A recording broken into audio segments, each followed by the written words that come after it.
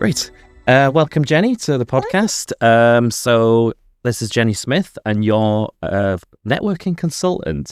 You're also founder of NetKnow. And if you're looking for networking events as well, you also have the website networkware.com. So tell us a bit more about yourself. So yeah, my lifelong obsession has been networking. I kind of fell into networking by accident almost 20 years ago now in Liverpool. I was studying down there and doing some voluntary work at a company just to get something on my CV. And the owner of the business took me along to a networking event. No one told me what networking was. And I think like a lot of people, we just kind of get thrown in this room full of strangers and expected to know how to talk to people. And it scared the bejesus out of me. So I hid in the toilets most of the night. But eventually plugged up the courage to go and speak to someone. And I just totally fell in love with it. And a year after graduating, I invented a job where I used to go networking full time. Yeah. So I'd go to like 5 or 6 events every day, Monday to Friday, didn't pay for food or wine for like a year, which was great. But I'd go networking on behalf of a lot of different businesses. So quickly learned a lot about networking, building networks. And that's just followed my kind of career journey since then, really. I founded a network in Cumbria, so I used to host events. I was the managing director of the Muscle Club, which is a network over here in the Northeast. I was there for about 3 years. And then, 5 years ago, launched a business which has been set up to essentially just help people get more from networking. So that could be running workshops, teaching networking skills. I'm really passionate about networking strategy. So I help a lot of businesses improve their return on investment from networking activities by helping them put themselves in the right room to meet the right people, depending on what it is that they need from networks.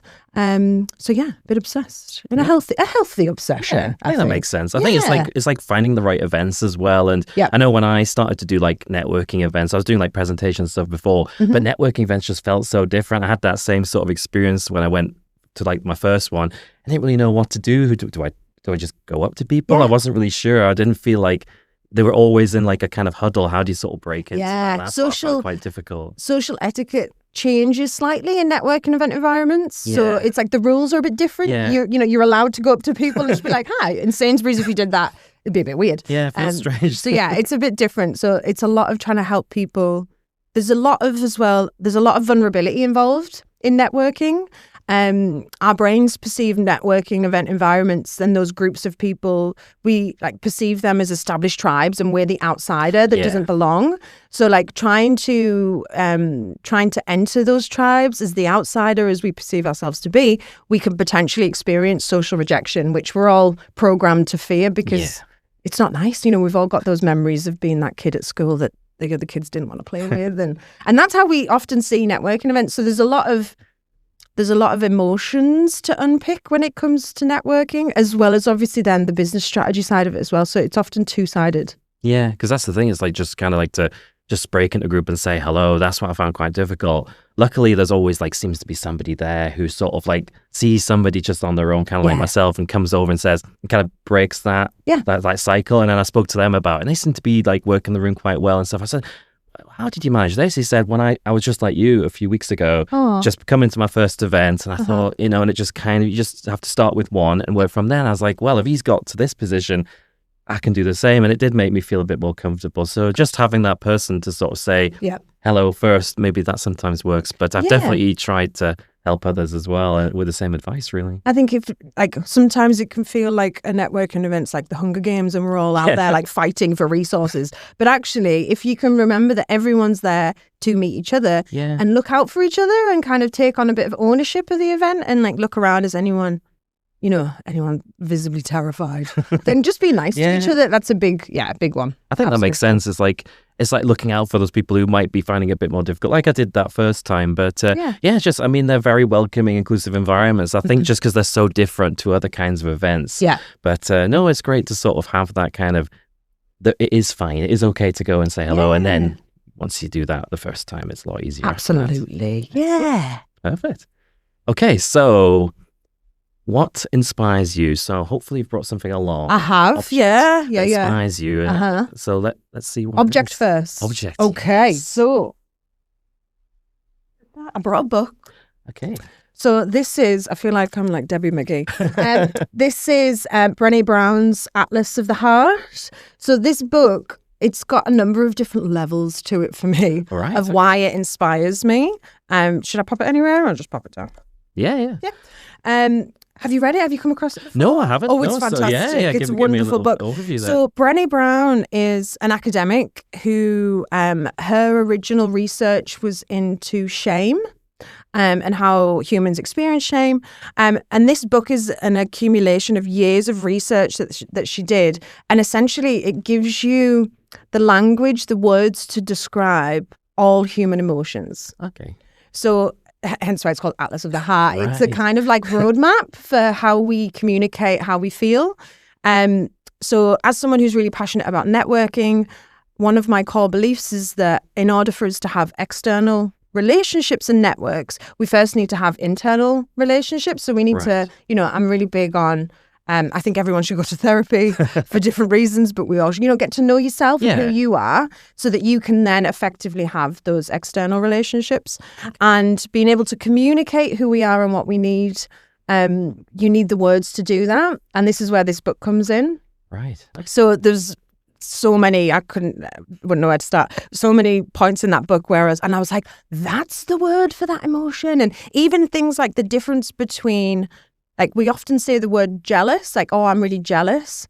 And that's not what we mean. We mean we're envious. Right. And there's a difference between the two. And even understanding the nuances of different words that we use in different situations to be able to articulate our emotions is, like, I think it's just such a gift to have those words to be able to communicate how you feel. And it impacts all of our relationships, the ones that we have with ourselves, but also with partners and networks and family, and giving that to your kids as well is really big.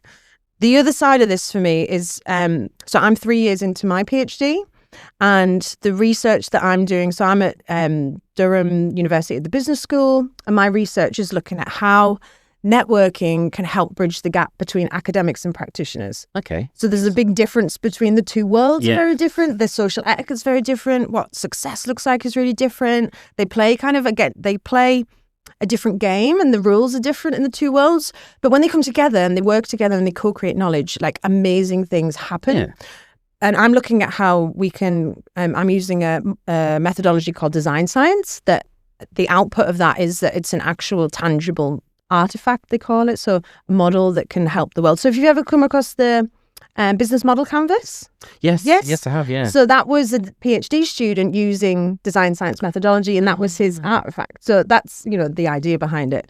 Brené Brown's obviously an academic, and the majority of academics, they create this new knowledge, but then the world never gets to see it because it's written in journals that are hidden away. So they don't read. And it's really hard to read, Whereas she's an academic, and there's a few others like Sherry Turkle, who's amazing. There's she's an academic who shares her knowledge with the whole world in a way that the whole world can access it. Yeah. So that for me is like so inspirational. That's something that I really want to achieve with my PhD. Yeah. So this book kind of encompasses my passion for networks and human connection, but also my passion for research and making knowledge accessible. So it's two things in one.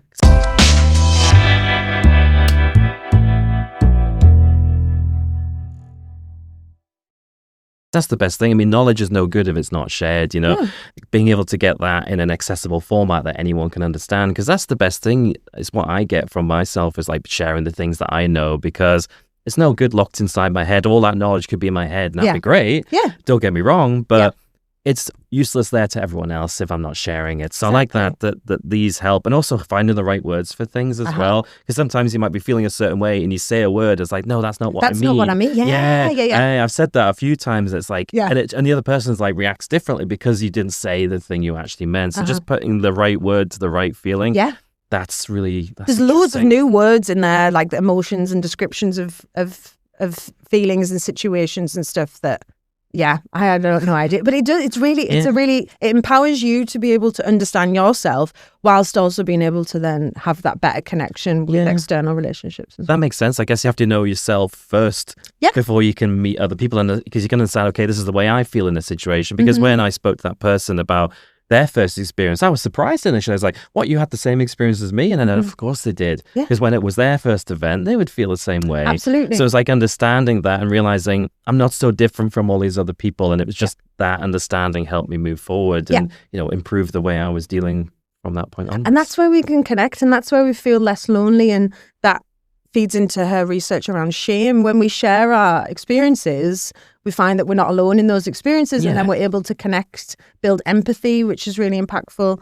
And then it makes us feel less shame about situations potentially, or like feeling like there's something wrong with us. Yeah. And it's not, we just don't necessarily articulate it. Yeah. It's just like finding that common ground, you know, oh, that's someone who's gone through the same experience as me. Like a shared experience, like makes it, you know, more tangible, more easier to understand, I guess. So it's like that's just getting over that initial thing, but finding the right words, finding ways to relate to yourself, and then taking that to relate to others. Yes, that's really interesting. Yeah, so highly recommend. Great book. So is there any particular part that stands out that you could share?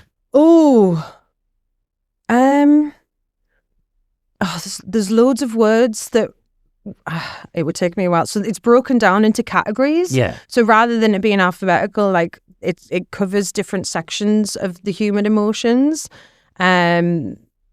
Yeah, there's not one I think that really like hit me more than another, but I think for me it was more the empowerment that you get from learning the language, the words that you can. That's then the main use. thing you can take away from it. That makes sense. And in fact, it's categorized, like you say. So rather than having to look through, okay, what am I looking for here? Yeah, it makes it easy to access the things you're looking for. Absolutely. As well. Yeah, that's good then. Yeah. That makes sense.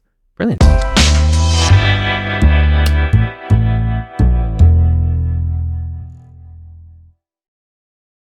So, we're talking about things that are inspirational. This is a book that inspires you. What about is there any like a photograph that you have that inspires you? Well, funny you should mention it, Peter. I brought one along with me. Well, it's quite a big one. It's a big photograph because it's actually multiple photographs. Okay. I hope that's allowed. Yes, absolutely. There's no choice, to be honest, because it's the only one I've got. So this was given to me about 15 years ago. My mum gave me this. These are all my maternal ancestors. Oh, what? So this is my mum, her mum, so my grandma, my great-grandma, and then their mothers in concession. And I can't remember her name. I've got it all written down and I forgot to bring it with me, to be honest. This photograph was taken, she was in her 90s then. It was just after cameras had been invented. Wow, so that would yeah, exactly. She scares me a little bit. I'm not going to lie to you. That's a bit of a scary picture. But they all lived very different lives. And obviously following on from her, there's me and my sister, and then I've got a daughter now as well, Juno. So the idea with this, it kind of puts a lot of stuff in context for me. I'll pop it down because it's very heavy. Yes. For me, it's, you know, it puts a lot of things in context, like in terms of timelines and history and, you know, even just looking at them, one of them, she was a socialite in her era, whereas her mother, worked on a farm. You know, the in rural America, they're all American. My mom's American. So that image, this picture hangs up in my hallway, just outside my office when I go upstairs. I've got a home office in the loft. And every time I look at it, it just gives me a little boost. Yeah. And it's like all the women who came before me and all the different lives that they led. And I'm leading a very different life to my mum, and she led a different life to hers. And hopefully Juno, my little girl, will go on to lead whatever life she decides she wants as well. She'll have a photo like this with a seventh photo of she'll yourself. Be like this. Modern photos. But yeah, the idea is that I'll start a new one for us, and then she can pass that on if she has kids. That's brilliant. That's a really great thing. And of course, you see that every single time. So it's inspiring you always then. Absolutely. My mum's really big on family history, so she's gone back as far as you can in our family ancestry, and she helps other people now with their family ancestry. So she does a lot of research for magazines and all. She's retired, so it's very much a hobby. But she, you know, we found that this is why I've got a tattoo of the Ferris wheel. My 8th great uncle invented the Ferris wheel. No way. So that was a cool one. One of my ancestors also one of the witches who was killed in the Salem witch trials. Wow, really? So that's a fun fact. I'm also related to Zooey Deschanel, which is a bit cool. If you know who, do you know? Yes, I do. From Elf. Yeah.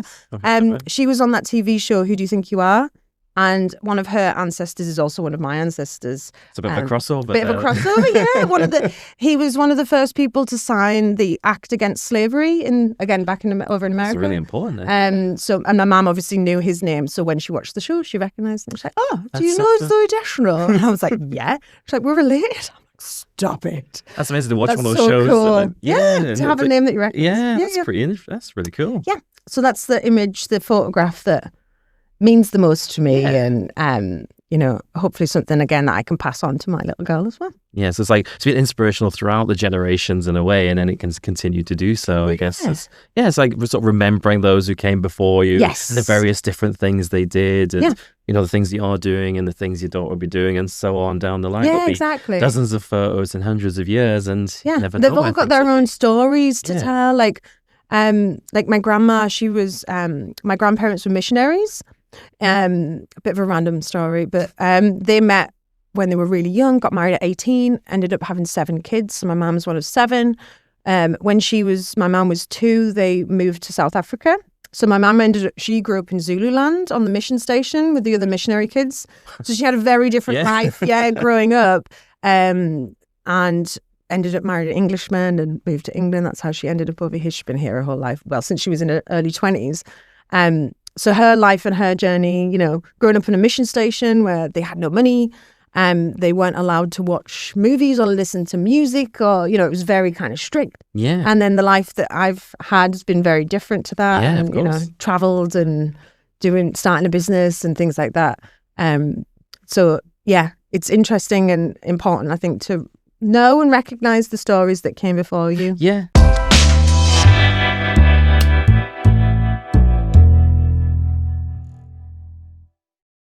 I think it is, exactly. It's those stories that can drive you forward. It's not just the photographs, it's the stories behind it. Yeah, exactly. Isn't it? Yeah. And passing those on. Yeah. The next generation. Exactly. Yeah. Perfect. So, you've inspired by an object, which was the book, and you've got the photos as well. So has there ever been like a time when you've been out at a dinner or you've been out for drinks where inspiration has come from that? Like lightning hit me. Yeah. Obviously, like as a networker, there's been loads of events I've been to where they've had fantastic speakers, and I always try and take something from everyone, and I think everyone has something different about them that is inspirational because everyone's unique and their story's unique, and especially when you're around a lot of people who are very entrepreneurial. I think a big one for me, like a kind of moment, it wasn't like a big event that I'd gone to and someone on stage. For me, it's more the little conversations you have that hit you a little bit. And I remember being back in Liverpool when I was 18, still a student, and having a conversation with someone who wasn't that older than me, and he was running a business. Yeah. And it was the first time that I was even aware that starting a business was an option, and that it was something people my age could do, and something. I grew up in a very small village in Cumbria. So I hadn't really seen much of entrepreneurship. My mum was a nurse her entire life. My dad was a postman his entire life. So I wasn't brought up around entrepreneurship. So really having this revelation just from someone casually talking was that really kind of changed my perception. Made you aware of it. Yeah. And Liverpool and the Northeast, I think, have got so much in common. Very entrepreneurial, very creative. And it was this kind of sense of just go and try it, just do it, just give it a go. Do something different. Yeah. And that really changed kind of my career path and the way I saw opportunities, really.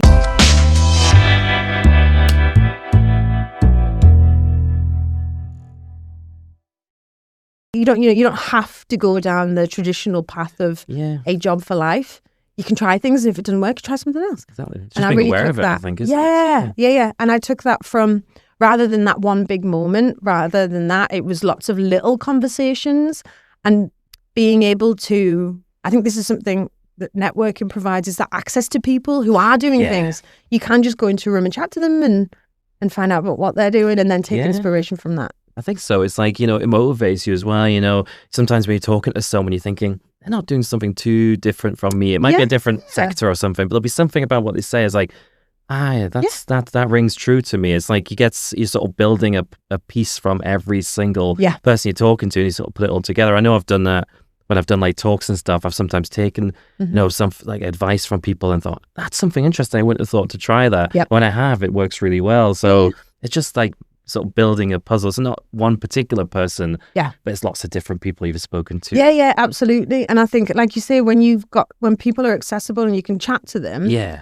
then it's like, oh, well, if you can do it, maybe I could do it. And Yeah. it's this kind of like, oh, it's not too crazy. It's not out of reach. Yeah. Yeah. And not beyond. It's Makes like, it realistic. yeah, it's not like intimidating, I guess, is it? To sort of like, you know, you can talk to these people, you know, you can talk to people who've just started out in their business. You could be talking to people who've been running a business for years, and they all have these amazing stories, and they're not all necessarily successful as well. There's some of them, they might say things where things went wrong, and I like those honest conversations, those unvarnished, like sort of conversations you have where you can really get something from it. It's not just like everything worked out great. That when they're very realistic and go, actually, that's not too far different from me at all. They've become successful, but it's because of the things they've done.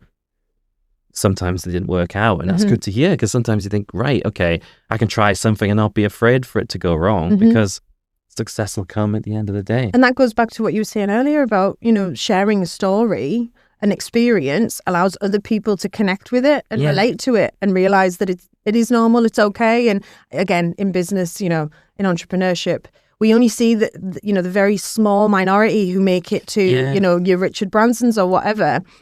They're a tiny, tiny fraction of what entrepreneurship is, but that's usually all we see. We don't see the years that went in previous or the other successful businesses and individuals who success looks different to them. So it might not be financially millions, but their success could be different. And you don't necessarily hear or see those stories as much. So it's just as important to share them, though. Yeah, I think that's the thing about what's the definition of success is something I've thought about. And it's not necessarily being rich, you know, or being financially independent. It's being like just putting your name out there, just, you know, having, you know, doing something interesting, maybe giving back to the community.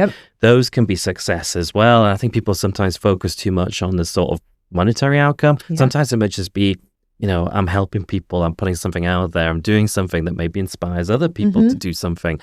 That can be success as well. And that goes back to knowing yourself first. Again, if you know what you actually want, you're not going to chase the things that you think you should have.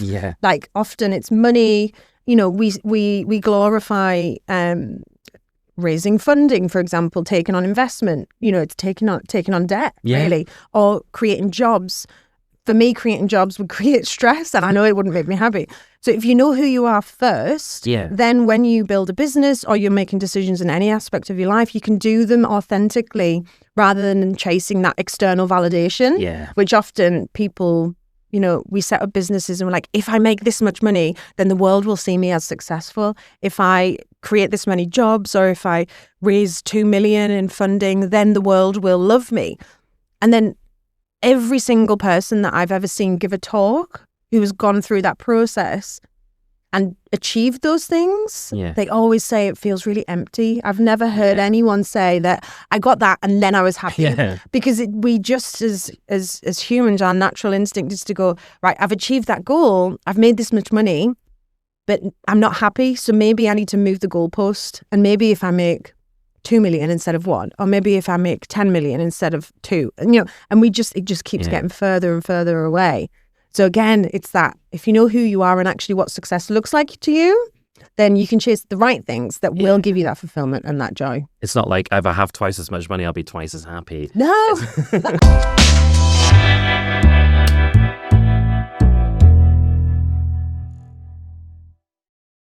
I think you hear stories, and often the richest people, I mean, don't get me wrong, I'm sure they've got access to, like, you know, some of the most luxurious, wonderful experiences in the world. But often you hear how like sad they are as people. So you just think you think they have all those choices, but they really have no choices at all. You know, a more humbler person has more choices sometimes than the richest people in the world. I think it's just finding those moments. You know, I know I've had people who, you know, when I've shared something or someone's found something interesting, that's really satisfying to hear back that people have learned something from me or whatever. That is much more interesting. I would much prefer that. You know, whatever they end up doing from there is great. You know, just to have that kind of, it's not necessarily validation. It's just knowing that you've helped someone. It's impact. Yeah, it's having an impact on someone, I think. Absolutely. Yeah. It does. It really helps, I think. So we're talking about having an impact on people. Has there been a moment where you've inspired someone else? Ooh. I'd like to think on a daily thing, to be honest. No, there has been people who I've worked with professionally and like done networking strategies for them, and they've ended up pivoting because of that, and then changed their entire business. And, you know, that's a wonderful thing. Yeah. But on more of like a personal level, every year I always do a post about the fact that, so I've been sober for it's 7 years this year. So 7 years of sobriety. And I think when you say that, sobriety, it kind of hits people and like, oh, well, you're like a, you know, what they in their mind see as like a raging alcoholic. And that wasn't the case for me, but alcohol always did have a really negative impact on my life. And I was one of those people that if I had a drink, I would keep drinking. I couldn't have just one. And it took me a long time to realize that. But when I realized that, and I was able to realize I'm an all or nothing, all wasn't working, and it would have eventually taken me to a dark place. So I went for the nothing, and sobriety absolutely changed my life for the better. And thankfully, I chose that path before I became a mum, and, you know, all the wonderful things that have happened since, like, you know, having my daughter, starting the business, doing the PhD. I know that I wouldn't have done were it not for sobriety. So every year on I call it my soberversary, I'll do a little post on social media just to, you know, like celebrate another year. It gives me another like birthday, and I buy myself something fabulous. And every year I get messages of people who are struggling, or they are aware of alcohol, their relationship with alcohol, something, and it's men, women, it's, you know, people who I've maybe not spoken to in years. And there's quite a few people who have decided to try sobriety as well, on the back of me sharing my journey with it.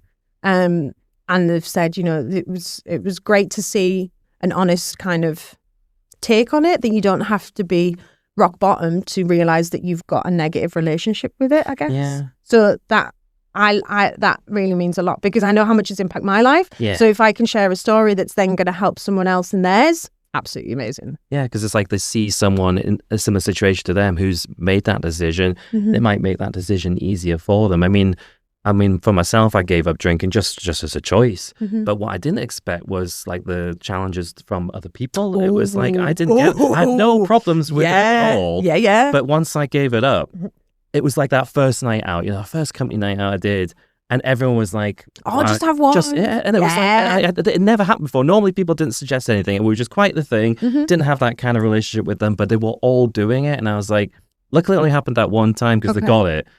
I was like, if this hadn't been by choice, but for some other reason, I would have found that extremely difficult to stick with it. But thanks to like just it abated when people realized, and that was the end of that. But it was kind of a glimpse in the kind of pressure you can get, you know, from that. And I didn't realize I had been completely oblivious to it. I just thought, I'll just do this. I'm all right.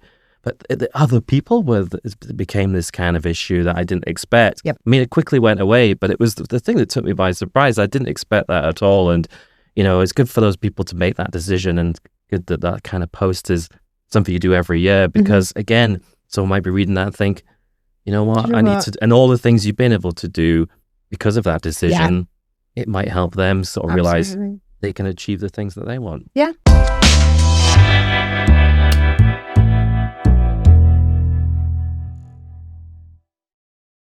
It was really a catalyst for it. But like 2 months before I quit drinking, and I didn't quit drinking being like, I'm never going to drink again, because the thought of not drinking again scared me a lot. And it was so ingrained in how I socialized with friends and how I spent time with my husband. You know, we'd go, because we didn't have kids, we'd go for meals and we'd get a few drinks. And, you know, I didn't drink every day. It wasn't like that. But when I did drink, the anxiety it gave me, and it just made me sad. And I'm like, if something's making me sad, why am I doing it? So you have to unpick a lot, and it's a very personal relationship with alcohol that I think everyone has different ones. It's like with food. Some people have got different relationships with food, or, you know, we all have our vices. But when I quit smoking, and everyone was so supportive, and it was like, that's amazing, good for you. You know, I quit cold turkey, just gave up smoking. And then when I quit the drinking, it's same. Yeah. People have a reaction, but I realized quickly that their reaction to me not drinking was nothing to do with me. It was to do with their relationship often. But yeah, it took about a year, I think, for people to kind of accept or get their head around. And also for me as well to kind of realize, do you know what? I'm a lot happier without it. Yeah. So now I need to figure out what life looks like without it. Hence I did like a sign language course and a counselling course, and I had all this time to fill my brain with stuff. And then the PhD, and then the business and a baby, and so it takes time. But again, I realised quick it wasn't anything to do with me really. It was to do with how they felt about it. The thing is about yourself, isn't it? If there's something that's not making you happy that you can get rid of, not easily, because obviously it can be quite difficult, then that's something you can focus on, and then other things can come from that. For my own experience, as different as it was, that was just a brief glimpse into that sort of situation. But after that, it was fine again, and because it didn't really make any difference to me. I was still able to go out. I was still able to go on company nights out. Oh yeah, it didn't make any difference. On the It didn't dance stop floor anything. at a wedding. So I was able to do all the things I would have done anyway. It was just what I was doing was just ever so slightly different to everyone else. And once they realized that, they were fine with it. And I think that was the thing. You were right. They were thinking about themselves and maybe thinking, oh, I couldn't do that. And that was where it was coming from. Yeah. Because that's why it stopped very quickly, because they realized they're probably just thinking about what they were going through. Absolutely. Rather than what I choose to do or not. Yeah. I noticed as well, after I gave up, you start to take that step back. And then after having my daughter, I realised there's a lot of messaging, especially for women and mums, this kind of culture around, you put the kids to bed and it's 5 o'clock wine, or, a lot of water bottles, could be gin, that kind of stuff. And I think the intent behind it isn't negative, but there's this subconscious, and even historically, you look at in the 1950s when women were encouraged to be housewives. Yeah. And if they went to the doctors feeling depressed, the doctors would literally prescribe alcohol and tell them to have a cocktail and it'll calm them down and they'll feel fine. So there's this kind of cultural, especially amongst women and mothers, this underlying encouragement of using alcohol to kind of suppress their emotions, which I had no idea was even there until I took a step back from it. And then you start seeing it, and then suddenly you see it everywhere. Because you don't realize, I suppose, it's it can be ingrained in different parts of society in different ways. There's expectations of a lot of things. Once you're on the outside, you realize, you didn't really notice them while you're kind of in it. For men, it's the lads go to the pub and have a beer, and it's that kind of toxic, but having alcohol as a kind of a way of being able to express your emotions almost. And that, I think so on both, it's not just a women's issue, I think across society, alcohol's very much embedded in different ways.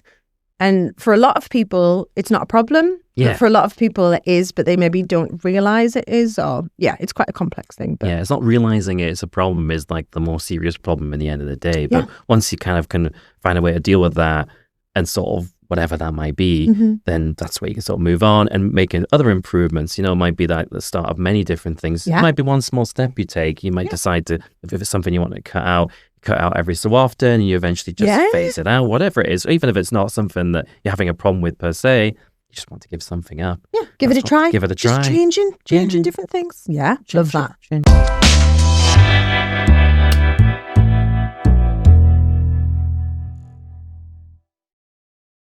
How do you find inspiration? So you just talk about you look at the photo and it inspires you. Is there any other ways you find inspiration? So obviously being very deep in the PhD at the minute, I'm reading a lot of different things that I would never have come across. I'm learning a lot of different things, and I always find inspiration from So I use a concept in my networking strategies called network diversity, which is very much about the idea of engaging with individuals, people, sectors that are so far removed from your areas of interest and expertise that you can take things and apply them to your own work and to your world. So there's a lot of research that's shown that businesses who are built by leaders who have got diverse networks are a lot more financially successful. And often innovation happens when people learn something from a different sector and they apply it to their own, and it can help them innovate. They can become more efficient. Yeah. But often it's disconnected because they use different language to describe it. So I'm finding within my academic research, there's a lot of things from different spaces that I can pull into business, that I can, they inspire me to look at things differently or approach things differently or apply models and methodologies that are used in geography, and how can I apply that into business? So for example, at uni, this email went round, it was a year or so ago now, and it was we've got this horticultural day on, and I was like, oh, all my plants are from IKEA or Lego, so like I'm really bad. But I was like, that sounds fun. I'll go along. And I went along, and it was like this group of people who were like, salt of the earth. They, had boots on, like outdoorsy, garden, people. And I'm there like, hi, like in a pink coat or whatever. And very visually, I was the outsider. But I went in and I was like, look, I know nothing about this, so bear with me. Like, I'm really keen to learn. And they were so excited to show me all of these things that they were passionate about, that they loved. So we were talking about like natural ecosystems and, plants and things growing. And they talked about how often when someone gets, if you get a patch of land and you want to grow like food. Yeah. People will go in and they'll go, right, I love cauliflower, so I'm going to grow cauliflower. I love peas, so I'm going to grow peas. And they plant all the stuff that they love. But actually what you need to do is you need to take time and look at that land and really kind of take in, right, this time of day, that section gets really wet because this comes down from the river or whatever. That's really shady. So that, that bit wouldn't work for certain things. And really look at the resources and the space, and then plant things that would work there rather than things that you want. Yeah.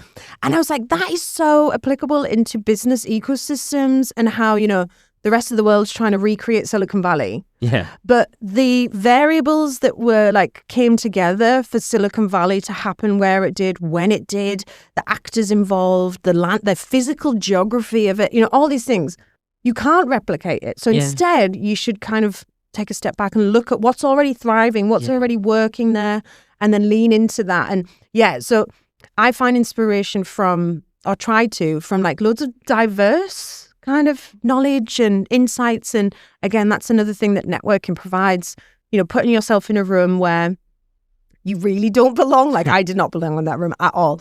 And we naturally we find it easier to network with people that think the way that we do. We use the same language. This is the idea of birds of a feather flock together. It's called homophily.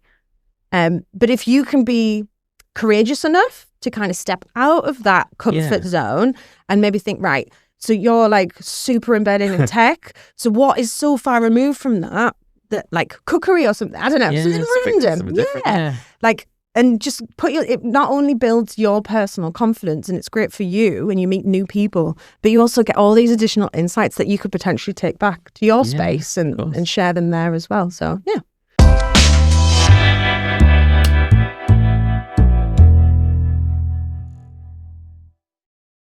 It's like different perspectives. I think I know I did something many years ago. It was like where they brought techie people and like artists together. It was like the Culture Code initiative. Oh. And that was the first time I'd sort of met people like that. And we were just having sort of like strange conversations about how you could play around. 3D printers were quite new at the time. And we were talking about those and saying, what could you do with those? Could you make a 3D printer play music and stuff like that? It was all sorts of crazy things. But I think it started a thought process, because what they decided to do is they did decide to use a 3D printer, but to print objects, but the parameters of the objects, like its height and its width and its shape, were like levels from the River Tyne. So it was like the salinity levels, the flow levels, and they were using these pieces of data to feed in. So the jar would be a little bit wider if it was a little bit more salty, it'd be a little bit taller if it was a little bit more flowing, and all these factors. And it was just like this.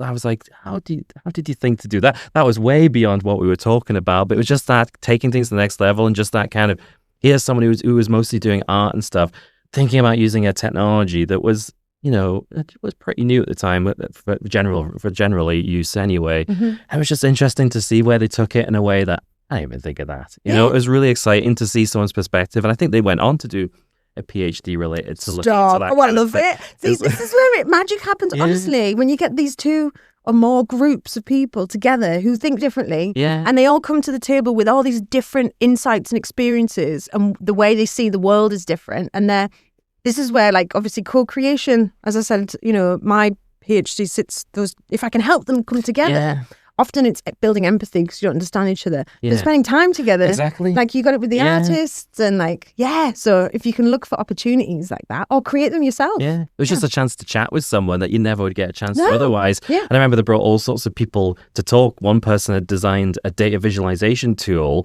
And I was like, oh, that sounds really techy. But they used it to lay out the names on the World Trade Center Memorial because it was really important to have those set out in a particular way. Right. And I was like, I never thought of that. And I was applying something. I thought, I didn't see the connection there, but they talked about this process. I was like, I was applying tech to produce something that was really moving and really fitting. Yeah. I just thought, that's cool. Using technology in ways I hadn't even considered and combining that with creativity.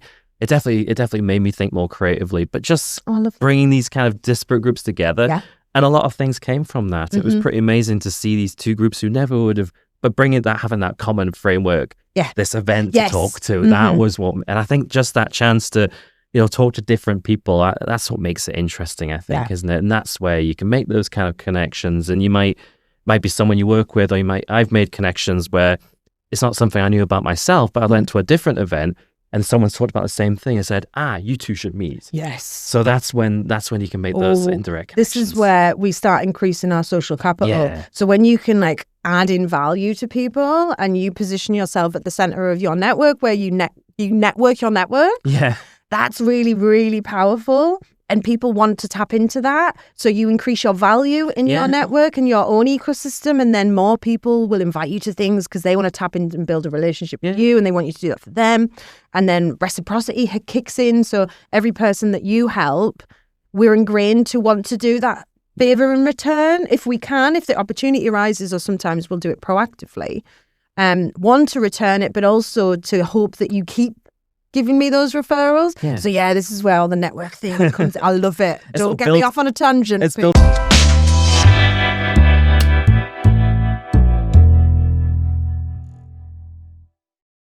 That reputation, isn't it? Sort of like making those connections, even if it's nothing I know about myself. I mean, it happened even at the same event. There was someone talking about industrial automation, and I was like, that's very specific in how they were applying that. And I spoke to someone else at the same event saying, I want to speak to people who are doing industrial automation and stuff. I was like, well, there you go. Again, said, you go over there and talk to them, because it's just you just never know who you might talk to. Whereas some people might talk to someone and go, what do you do? And they say industrial automation. Well, I don't do that. And then they're out. They're out, not realizing the value they can have to someone else. Yes. I mean, I'm thinking it was an interesting thing to talk about anyway, because I like a different sorts of things. The fact I could then use that to help someone else and make a connection there. Yeah. Someone might have just walked away from that and not realized. This is the strength of weak ties. Yeah. One of the foundational papers is called, and it's the idea that me and you might never work together.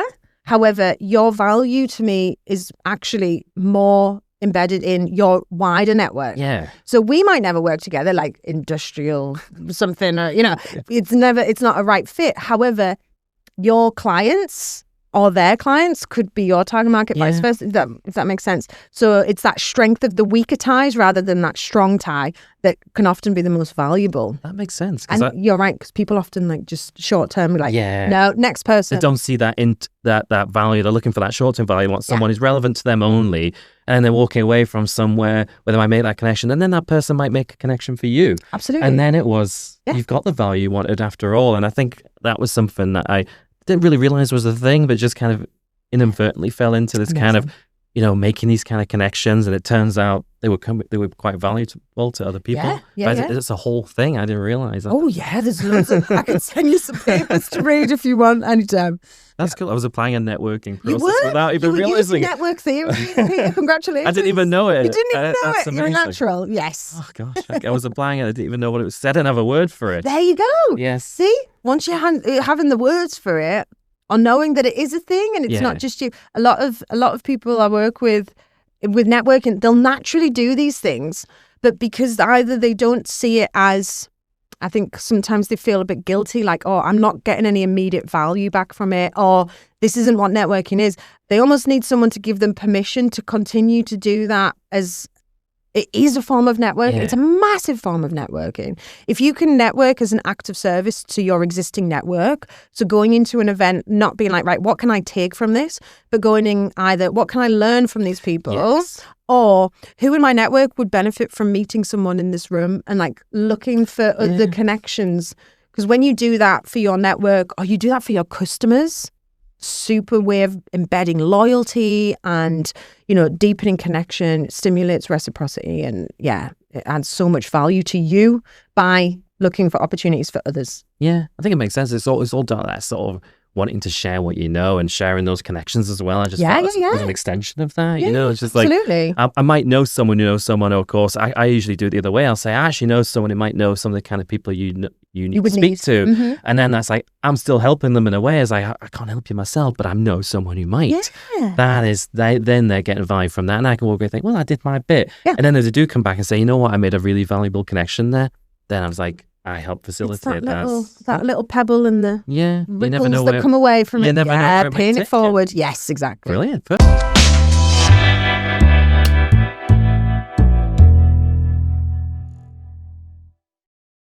Let's talk about what advice for finding inspiration. So if you wanted to sort of like tell people how they could go about their own sort of inspirational journey or whatever, what kind of advice would you give to people? Start with therapy, as I said. Definitely go to therapy. No, I do honestly believe that in order, the first starting place for me is that relationship with yourself. Yeah. So whether it's therapy, whether it's just kind of, reflexive, some people like journaling or whatever it is, really invest in getting to know who you are, what you want, what you need, what works for you, what doesn't, why, and then start addressing any things that need to, for me, sobriety changed my life, loads of things that came off the back of that and that I've figured out about myself. Yeah. That allowed me to then spot, I guess, inspiration and act upon it as well. I think there's a difference between like, I'll see people doing things that I really admire and I think that's absolutely amazing. Do I want to do that as well? Absolutely not. Like, do I want to like become, a professional athlete or something? No, I don't. However, I admire it. Yeah. And I can see, I think finding people who have got commonality in their journeys with you, that's a really fantastic source of inspiration that can stimulate action, I think, on the back of it. But the first place for me to start is that personal relationship with yourself. For introspection first. Yeah, absolutely. And then that's when the external relationships come. This is why I've got one of my tattoos is a chair. Sherry Turkle that I mentioned earlier, she's an MIT professor. She's written loads of books on human connection and she focuses on the digital adoption and how the digital adoption has impacted our ability as humans to build empathy. Yeah. So she studies mostly like 16 to 18-year-olds and how they communicate through screens, which means that, if you're horrible to someone through a screen, you don't see the consequences of that. Yes. So you don't build the empathy that would come if I was horrible to you and I saw you visually get upset. Right then I feel bad. And it's the feeling bad that makes you not behave that way and build empathy. But because they don't see the consequences of it. Right. So she's got a number of books and one of them's called, we've got Reclaiming Conversation and the Empathy Diaries. And Reclaiming Conversation on the cover is this single chair. And it comes from a poet who talked about how in his house, he has 3 chairs. He has 3 chairs for the 3 represent community. So you've got you and 2 others. But before you can have 3 chairs, you need to have 2. Yeah. And that's for friendship. So that one-to-one relationship. But before you can have the 2 chairs, you need to start with the 1 chair. And it's that solitude. And because we spend so much time in our screens, we don't have time with our own thoughts as much. We're forever, even if you're in the car, you're listening to the radio, if you're in the house, you've got a screen on, the telly, we don't really have time with our own thoughts to process, to understand ourselves. So that's where the idea with the singular chair of solitude comes from, to spend time on your own, just to get to know yourself. Yeah. And that could be in therapy or it could be on a beach, it could be whatever it is. But that for me is where it all starts. And then everything good comes off the back of that. Yeah, so it's like building that sort of base yourself first, and then that'll allow you to relate back. Because then not only will you understand yourself, you can apply, other people are going to be the same as me, so you can apply a lot of that to when you're engaging with other people as well. Absolutely. You'll get triggered by things, and once you know who you are, you know why you get triggered by certain things, certain environments, situations, certain people. Once you know why, then you can control it, you can adapt to it, and you can address it. But until you know that, you're just going to continue to, either exclude yourself from things or, yeah, exactly. you know, just not bother, you know, not good. I don't belong there. I'm not good enough for that, or whatever we tell ourselves. And there's a reason why we tell ourselves those things. You got to figure out the why first. Yeah. If you stop, that's like, what's the point of going to something?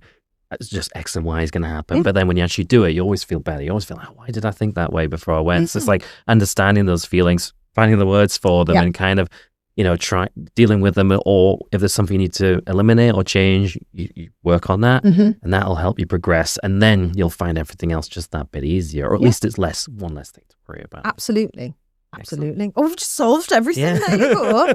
You're welcome, everybody. You're all set for life now. This therapy. Yeah, exactly. It's just like, not only is it about inspiration, it's about just finding like yourself, finding about yourself, isn't it? Yeah, absolutely. Inspiring yourself. Yeah. Doing the things that, if you see someone else that's inspirational, this is one of the reasons why I started a PhD in the first place, or started a business. I saw other people doing it, and I was like, what is it about what they're doing that I think is inspirational? And then you go, right, can I do that? Do I want to do that? Is that something that I could and want to do? And if the answer is yeah, then do it. Exactly. And then it incites that action. I think when you find out about more of those things, you realize that's something I can do too. Yeah. You know, whether it's like giving up alcohol or making any kind of change, it's like you realize when someone else has done that thing that I could do that too, then that's something you can do. And then if there's anything else, you can maybe overcome those as well. Absolutely. That's brilliant. Oh, I love that. Thank you. No, my pleasure. Great. So that was a fantastic episode. Thank you very much. Thanks Jeni. for having me. I really enjoyed it. So yeah, thanks for watching Talking Inspiration. You can subscribe and like any episodes. And yeah, thanks again. This was Talking Inspiration.